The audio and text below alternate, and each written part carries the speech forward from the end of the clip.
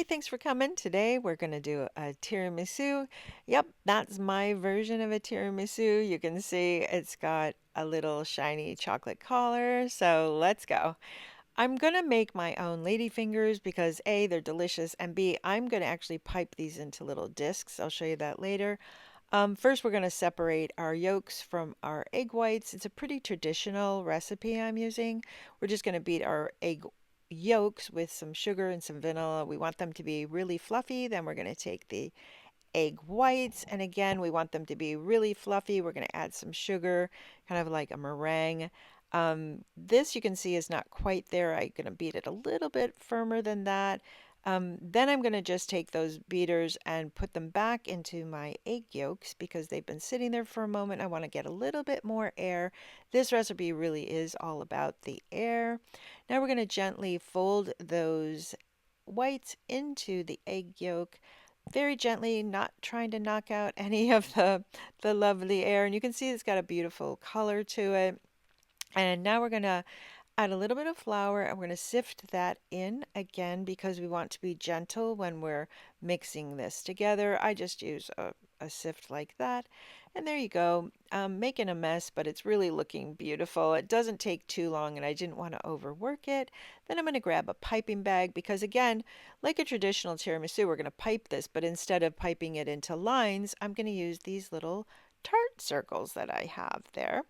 Now you can see they are actually perforated, as is the mat below them, so they help things to bake really evenly, I find, especially tarts, but in this case, my ladyfingers. So I'm just going to fill them into one layer, and they are a little bit large, but I'll show you later how I solve for that. So we're just going to throw these into the oven, and then we're going to make our mascarpone filling. Now you can also use creme fraiche, that's whipped cream and creme fraiche or mascarpone.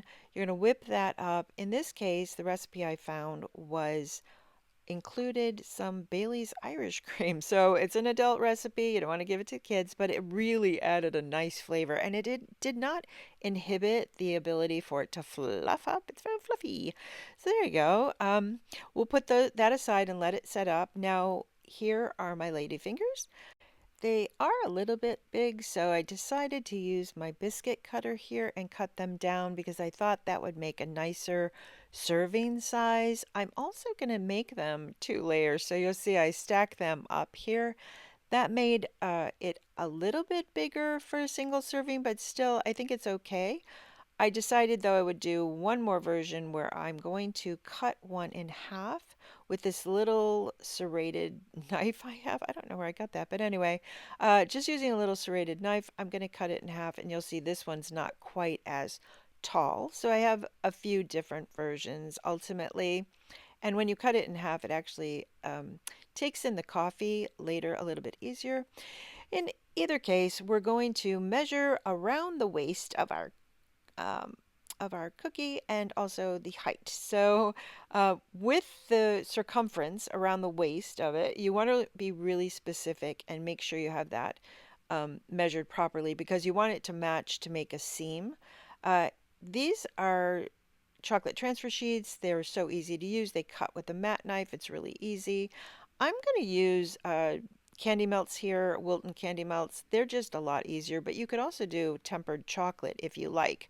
I just find that the candy melts, you can heat them up in the microwave. Now you want to put a thin layer of the chocolate or the candy melts on top of your chocolate transfer sheet and just be delicate when you pull it off to the side.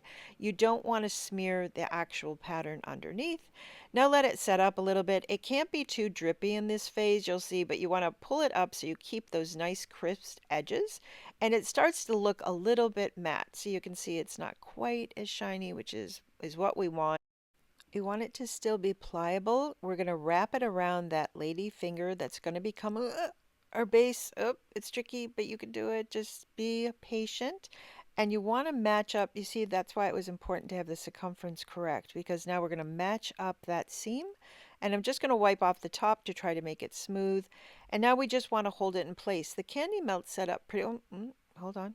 The candy melts do set up pretty fast, so that's good. You just need a little bit of patience, and they were mostly successful. You can see the one on the left, you can see I didn't quite get the seam to match, but it's okay. So here we've got the coffee, and I did add a little coffee liqueur. You don't have to add that if you don't want to, but that's an espresso. Now, we can't dip the lady fingers, which is tradition, I guess, but I thought you could use a brush.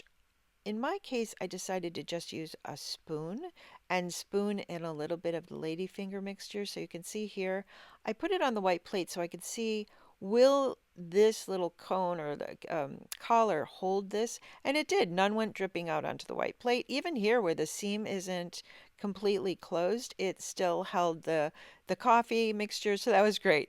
These ones are a little bit smaller and they're cut in half, so they really soaked up that coffee nicely.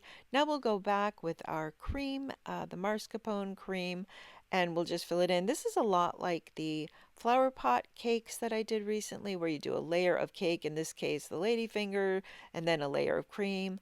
And now we'll do another layer. Oh, look, it's splitting that seam, but it didn't crack our collar, so that was good. Push in down into the cream. I left this in so I could show you. This one was just too big, but I just took a little paring knife and I just cut it down a little bit. You don't have to worry because that collar hides a myriad of sins, so it was absolutely fine. I just tucked it in there, and then again, another layer of the coffee, another layer of cream, and you'll see. I do like using this piping tip, but you could honestly use any piping tip you want. If you wanted to bring it up and over the top, I wanted it to be more or less level with the top of the collar. And there you go. I liked using the dark color chocolate because I think it, A, is like a coffee dessert, so that made sense to me, but I also think it makes those circles pop out a little bit. And here we just need to pull off that acetate. I was a little concerned, would it collapse, because there's a lot of stuff going on inside, but it didn't. It held beautifully. I was able to put it in the fridge and it held up for quite a while.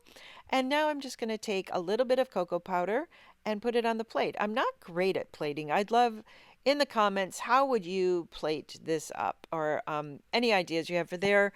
You can see I put it on a little darker plate, put 3 across.